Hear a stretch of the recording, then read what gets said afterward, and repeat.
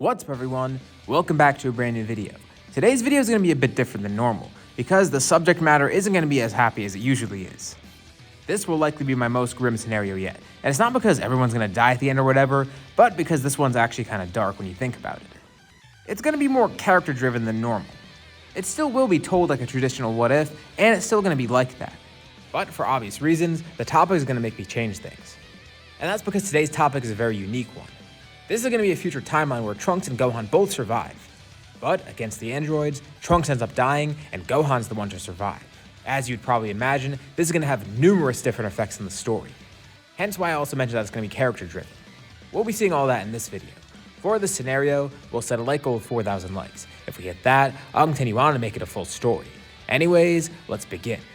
We begin when Gohan's about to go fight the androids, right before his death. This is where things are going to change. Everything remains the same beforehand. The androids attack the future, and Gohan realizes that he might die here, and just to make sure that Trunks is safe, he knocks him out. Heading off into the battle, knowing his fate that awaits him.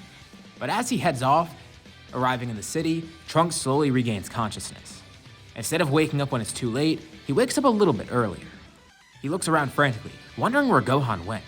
Did Gohan knock him out on purpose? Why didn't he want him to join the battle? Trunks won't let Gohan fight alone. He can sense his power rising. He knows that he's facing the androids, and he needs to help. So Trunks powers up, flying into the city, and when he gets there, he sees a terrible sight. Gohan is facing the two androids alone, and he's losing. The androids are having their fun with him, and there's nothing Gohan could do. Even with his great power as a Super Saiyan, it's not enough. Gohan knows that he might die here, but it's fine. Trunks must live on. That's all that matters. And he hears someone shout Masenko. A large beam comes from above, hitting Android 17, barely doing any damage. Gohan can immediately tell. Why is Trunks here? How'd he wake up already? Trunks enters the fight, and Gohan asks him what he's doing. Trunks is mad too. He didn't want to be knocked out, he wanted to help. But Gohan says he can't. It's way too dangerous for him to be here. He did that to protect Trunks. Even if Trunks thinks he's powerful, Gohan's not sure if they can handle this, even together. But Trunks reiterates, he won't let Gohan fight alone. But Gohan keeps trying to get him to leave. It's too dangerous here. Gohan wants Trunks to go away now, but the androids attack more and more, and there's not much Trunks can do. Nor much that Gohan can do either. The androids are pretty amused by this. How cute. Gohan was trying to protect Trunks. What a pity though, because they're gonna both have to die here. Gohan's angered too. Not at Trunks, but at the androids. He won't let them hurt Trunks. He's not gonna let Trunks get in harm's way. He tries summoning more power, as much as he could possibly muster, but nothing is working against the androids. The harder he tries, the less it does. He's injured. He's losing energy. And the androids, they're not holding back any longer. First, they focus on Gohan.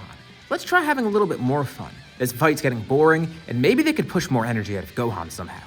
Wait, what? What do they mean by that?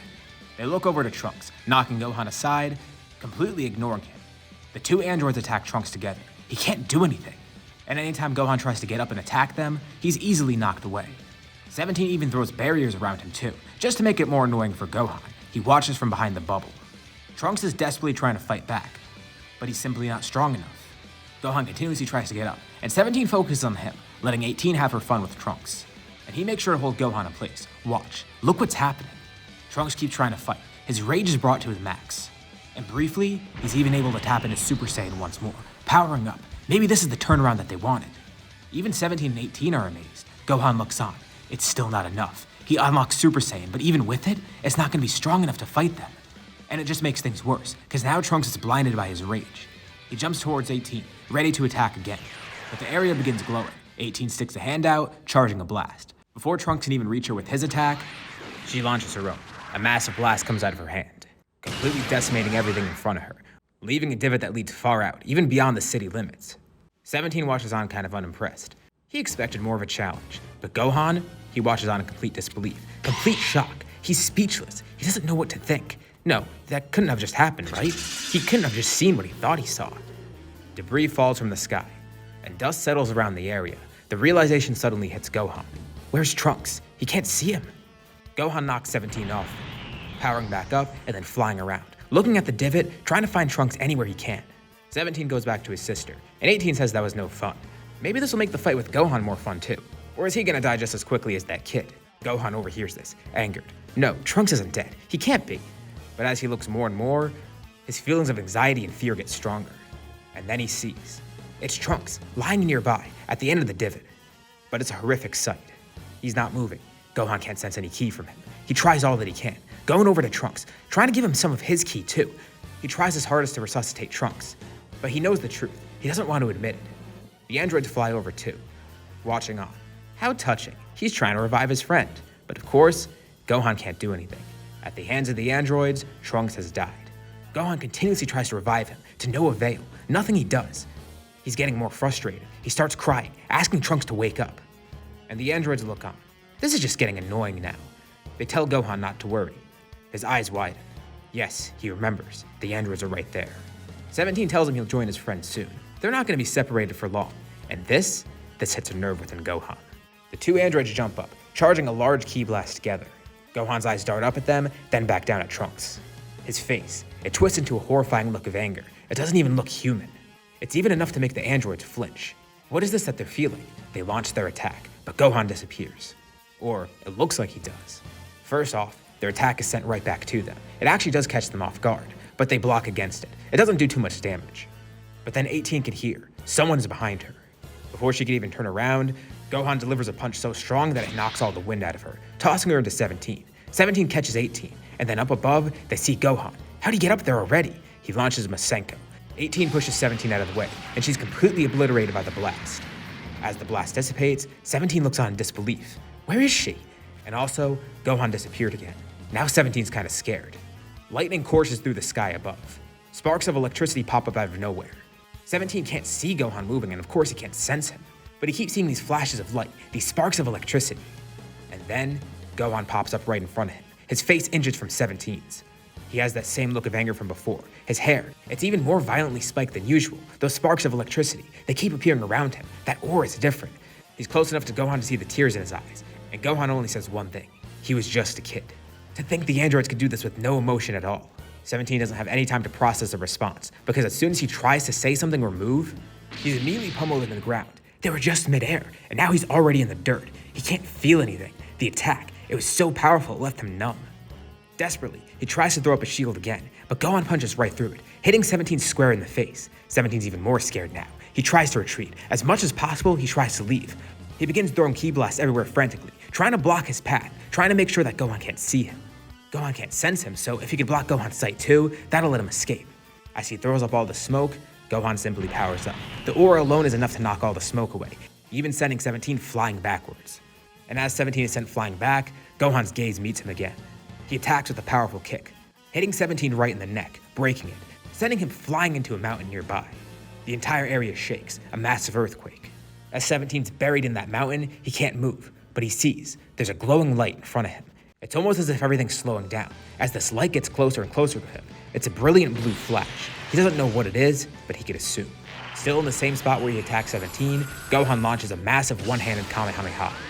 It cuts clean through the mountain, eviscerating Android 17 as well, leaving nothing behind. Both of the twins have been wiped from this earth. Gohan's breathing heavily. He powers down, out of energy, out of stamina. He's hurting, both physically and emotionally. He rushes back over to Trunks, not wanting to confront what he knows is there. He still has some false hope that Trunks is maybe alive, but no. When he gets back, it's that same body. Trunks is still lying there, motionless, no energy, nothing. Gohan falls to his knees, crying once again. His student, his friend, basically his brother. He's gone, and he can't come back. And he caused this, didn't he? I mean, he should have made sure Trunks was far away from here. Yeah, he knocked him unconscious, but clearly he didn't do a good job. He could have prevented this. He could have saved Trunks. He was too weak to stop it before, and he was too weak to stop it now. It was too dangerous to take Trunks here. Trunks wasn't ready. He should have been far away. He shouldn't have tried to fight the androids. He survived and got this new power, but at what cost? Gohan grieves. He failed. Yeah, the androids are gone, but he failed. He feels immense guilt. And how is he going to bring this up to Bulma? Time passes. Bulma wonders where they are. She hasn't seen them in a while. And she felt a massive earthquake earlier. She assumed it had something to do with them. And after time passes, Gohan eventually ends up returning. But just Gohan. He's bloodied and beaten. And as soon as he sees Bulma, he starts crying again. And she can infer what happened, joining in. She's able to very clearly fill in the details. Only Gohan came back. And that reaction he gave, it tells her everything. She asks where Trunks is and gets no response. That just confirms it for her.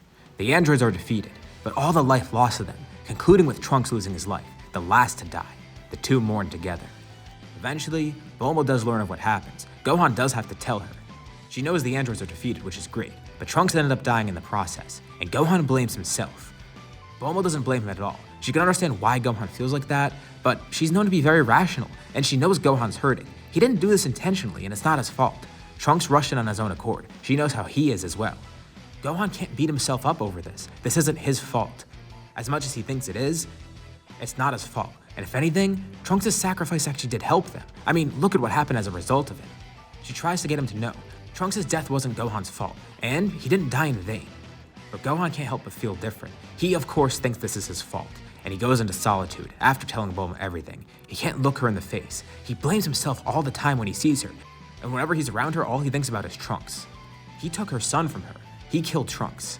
Bulma gives Gohan time to grieve as he continues going off into solitude, secluding himself in the mountains, the same place looking over the city where Trunks died in. He doesn't even train. He just reflects. As society begins to rebuild itself, Bulma also begins working on something too. Something that she has continued to work on beforehand. But now, with more free time, more peace, and more resources, she could actually do this. She can accomplish it. She could build a time machine. Yeah, the androids are dead and all, but this gives her a better opportunity to build a time machine, and maybe they could fix everything. The androids still did kill a ton of people, and they could bring them back. It's not like they need to go back just to defeat the androids. They can go back and restore everything, revive everyone. This is her best option, especially for Gohan and herself. Even if it does end up erasing this timeline, it doesn't matter.